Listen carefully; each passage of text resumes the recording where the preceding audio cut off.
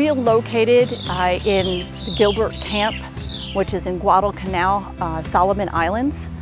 We are conducting recovery operations, which is excavation of a site associated with the loss of U.S. Marines. The Marines that we are looking for were part of a 1942 battle on Mount Austin with the Japanese.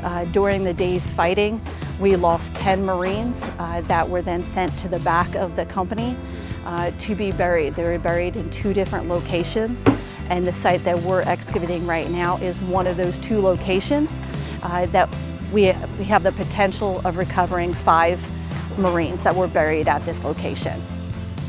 The location that we are recovering at now is in Gilbert Camp. Gilbert Camp is on the outskirts of Guadalcanal, which is the capital.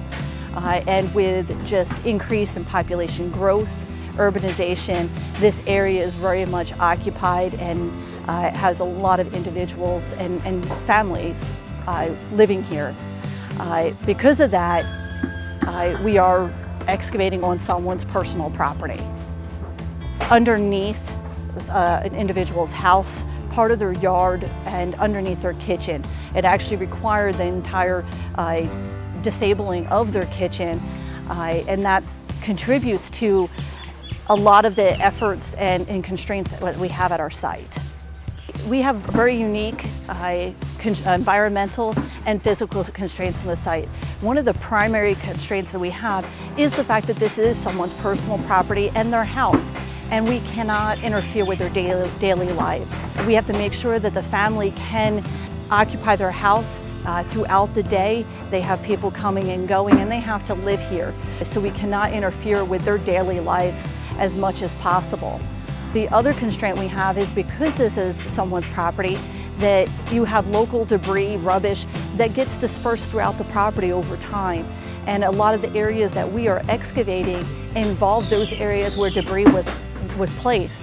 And because we have that, we have to make sure we're not redistributing it, putting their children at risk, as well as making sure our personnel are informed of what they can be coming across or excavating in those areas.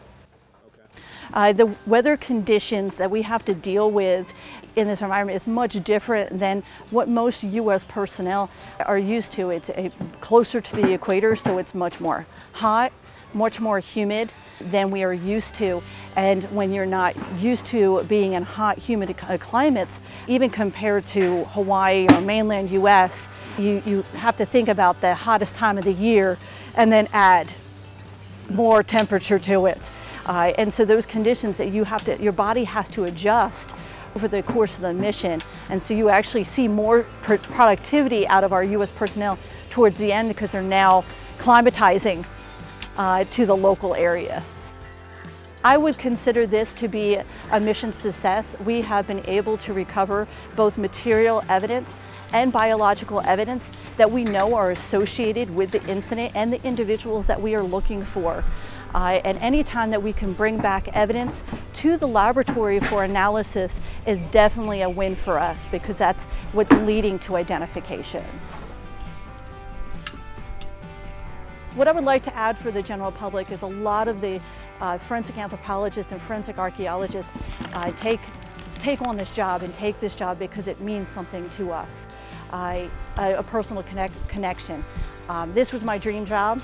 I convinced my husband to move to Hawaii so I could take the job that I always wanted.